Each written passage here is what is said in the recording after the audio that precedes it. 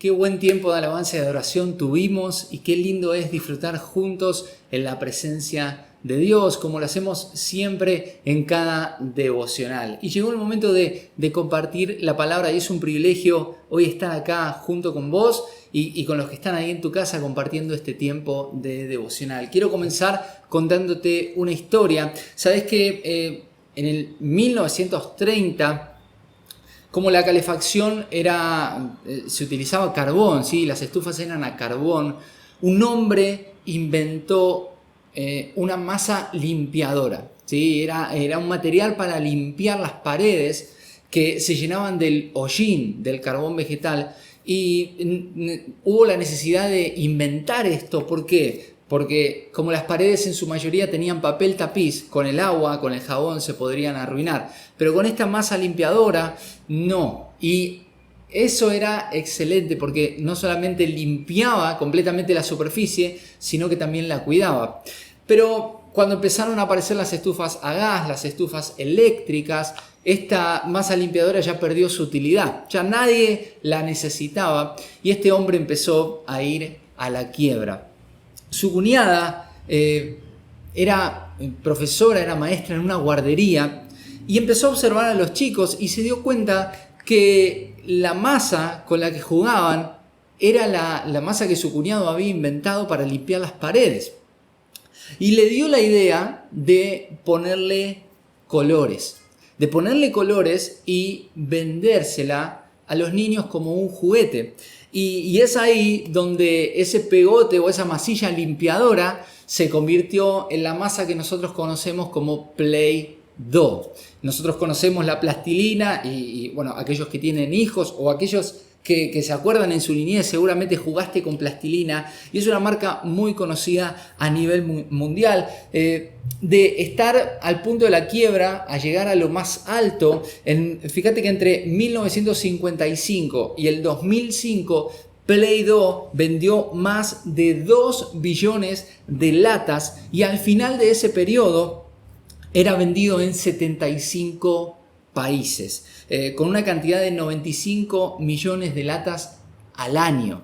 En 2003 Play-Doh fue incluido en la lista de juguetes del siglo. De ser una masa limpiadora a convertirse en la plastilina que todos los chicos querían tener y con la cual disfrutaban jugar y la cual conocemos hasta el día de hoy. ¿Qué fue lo que pasó? ¿Qué hizo que ese producto que esté en bancarrota se convierta en un éxito mundial?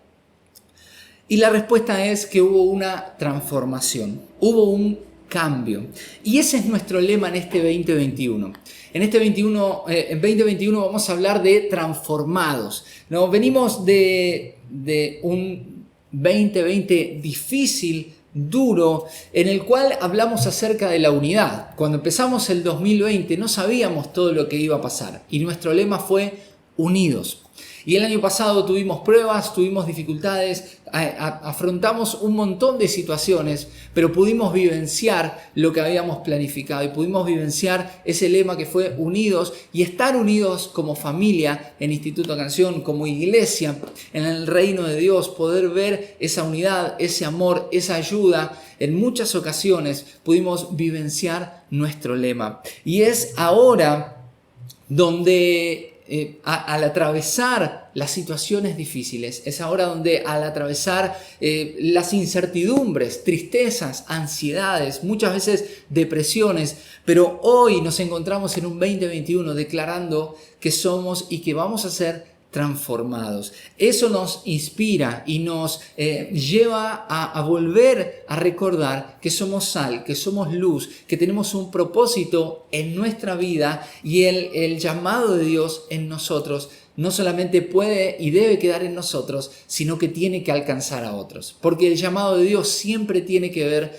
con personas, ¿no? Y qué bueno es poder empezar desde este sábado a vivenciar nuestro lema transformados. El apóstol Pablo escribe acerca de experimentar la voluntad eterna, la voluntad buena, la voluntad agradable de Dios, para que más allá de nuestro propio crecimiento podamos también afectar a alguien más. De eso se trata. Y él escribe en Romanos capítulo 12, versículo 2. Dice, no se amolden al mundo actual, sino sean transformados mediante la renovación de su mente. Así podrán comprobar cuál es la voluntad de Dios, buena, agradable y perfecta. Eso está en Romanos capítulo 12, versículo 2, y va a ser nuestro versículo base a lo largo de todo el año. Vamos a hablar de muchísimas cosas, pero todo va a estar referido a la transformación que viene del Señor en nuestra vida. Ahora, qué bueno es saber y qué bueno es entender. Para ser transformados debemos tomar la decisión difícil de alterar la forma en que hacemos las cosas. Para ser transformados debemos tomar la decisión difícil de alterar la forma en que hacemos las cosas. ¿Por qué? Porque la palabra transformados nos habla de cambios. La palabra transformar nos habla de algo diferente, de algo distinto. Y el apóstol Pablo les está aconsejando esto a los romanos y les está hablando y les dice, no se amolden al mundo actual. Y ese es mi primer punto en este día. No te amoldes al mundo actual, no te amoldes. Qué bueno es saber y poder comparar y poder buscar esta palabra. ¿De qué se trata? No amoldarse. Tiene que ver con no acomodarse, no conformarse, no habituarse, no someterse, no adaptarse, no ajustarse, no sujetarse.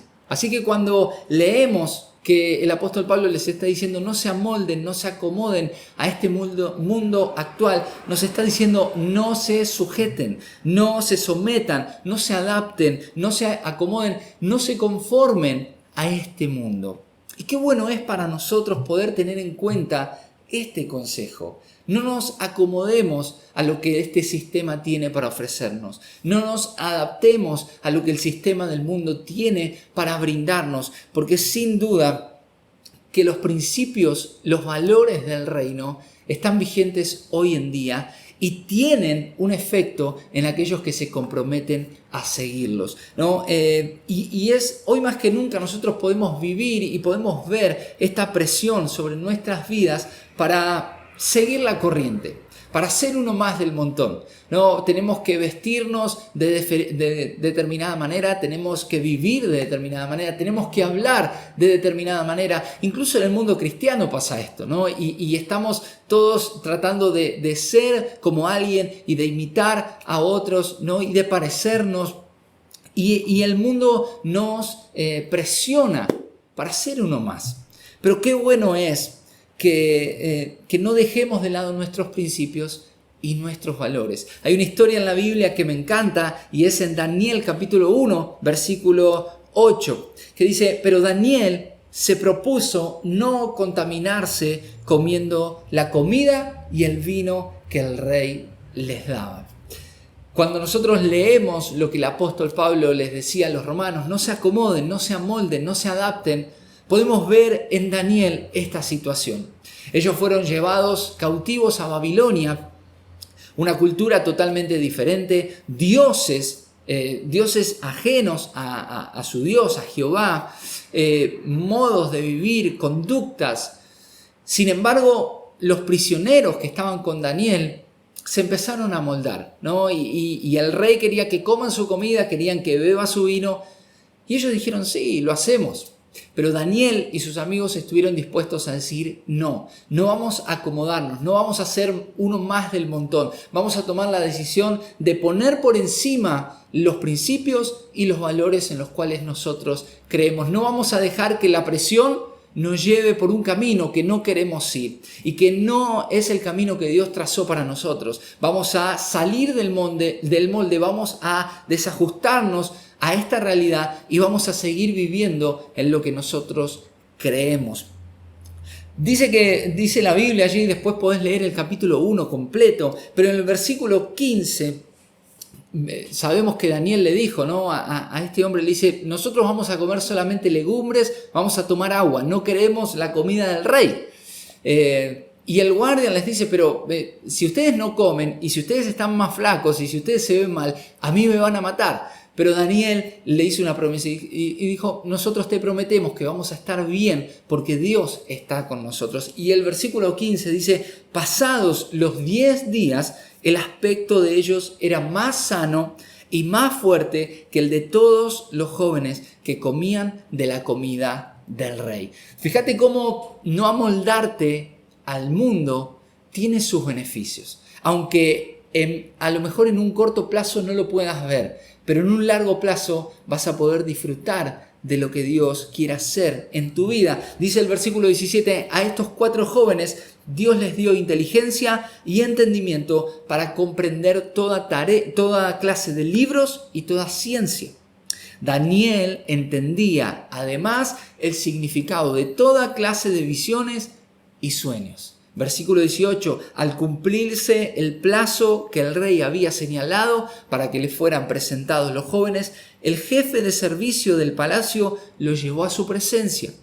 El rey habló con ellos y entre todos los jóvenes no encontró ni uno solo que pudiera compararse con Daniel, Ananías, Misael y Azarías, quienes por lo tanto quedaron al servicio del rey. Versículo 20, en todos los asuntos que requerían sabiduría e inteligencia y sobre los cuales les preguntó el rey, los encontró 10 veces más sabios que a todos los magos y adivinos que había en su reino.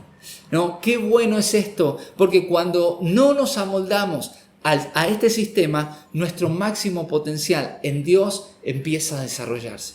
Cuando no nos amoldamos a este sistema, nuestro máximo potencial en Dios empieza a desarrollarse. Ese es nuestro primer punto, no te amoldes. Lo segundo que el apóstol Pablo les dice es, renueven su mente, sean transformados mediante la renovación de su mente. Y ese es el segundo punto, renova tu mente. Renovar tiene que ver con modernizar, tiene que ver con restaurar, tiene que ver con innovar, tiene que ver con transformar, con cambiar, tiene que ver con reconstruir, sustituir, tiene que ver con variar. Cuando nosotros renovamos nuestra mente, empezamos a dar lugar a la transformación. Renovar tiene que ver con innovar, con restaurar, ¿no? Y aunque muchas veces es más fácil evitar el desafío de ser transformados, las consecuencias de seguir haciendo más de lo mismo pueden ser devastadoras. Y esto es tremendo, ¿no? ¿Por qué? Porque muchas veces el cambio duele, el cambio cuesta, el cambio nos confronta. Pero seguir haciendo más de lo mismo, sin duda, va a ser muchísimo peor que haber tomado el riesgo de cambiar y decir, bueno, hasta acá llegué, no voy a seguir pensando igual, no voy a seguir actuando igual, voy a renovar mi mente. ¿Sabes qué? Hacemos todo lo que pensamos que tenemos que hacer, decimos lo que pensamos que tenemos que decir, somos quienes pensamos que somos, todo empieza en nuestra mente. ¿Cómo estás pensando hoy? ¿De qué manera te estás viendo? ¿Qué estás dejando entrar en tus pensamientos? Eso va a determinar tu manera de actuar. Y el apóstol Pablo está diciendo, sean transformados mediante la renovación de su mente. No puede haber transformación si no hay renovación. Y hay una historia que a mí me encanta y muchas veces me siento identificado con este personaje y es Sansón. En Jueces capítulo 16 versículo 20 podemos ver esa parte, ¿no? Cuando Sansón es capturado. Nos dice, y Dalila le gritó, Sansón, te atacan los filisteos. Sansón se despertó creyendo que se libraría como las otras veces, pero no sabía que el Señor lo había abandonado.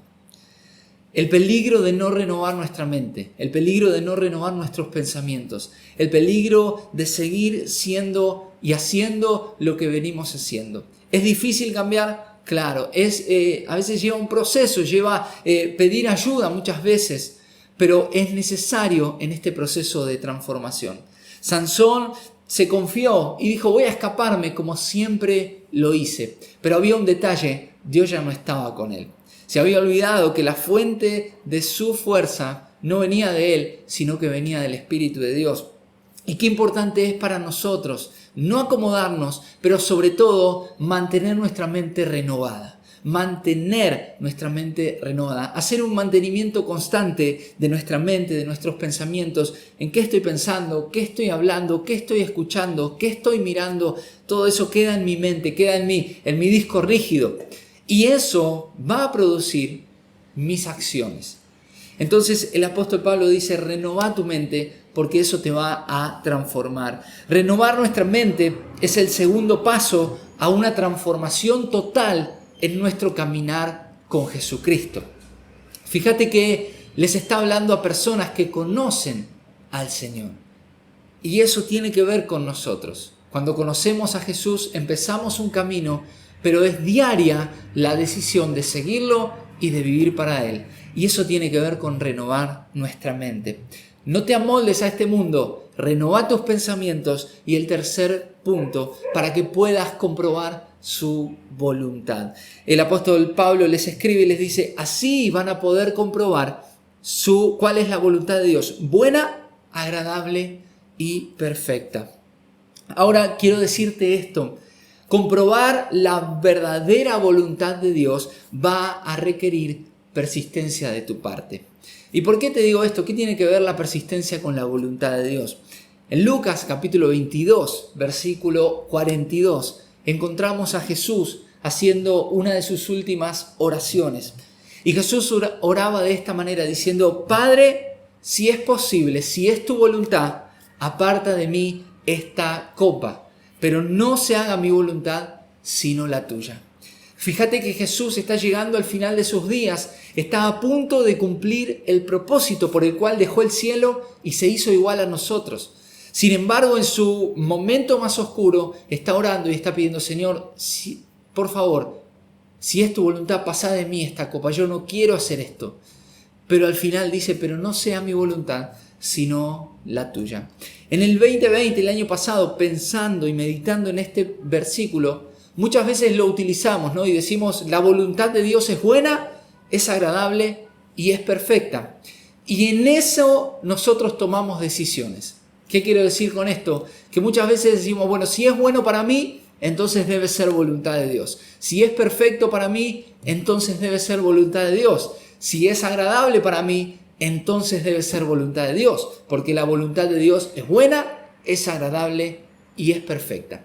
Pero sabes que el año pasado el Señor me mostraba esto, que la voluntad de Dios es buena, es agradable y es perfecta para sus propósitos, para sus planes, y no para los nuestros. Porque muchas veces, y lo hemos comprobado el año pasado, y a través de la vida, nos toca sufrir, nos toca padecer, nos toca vivir tiempos de ansiedad, de depresión, tristezas, tiempos de escasez. Nos toca pasar por un montón de situaciones.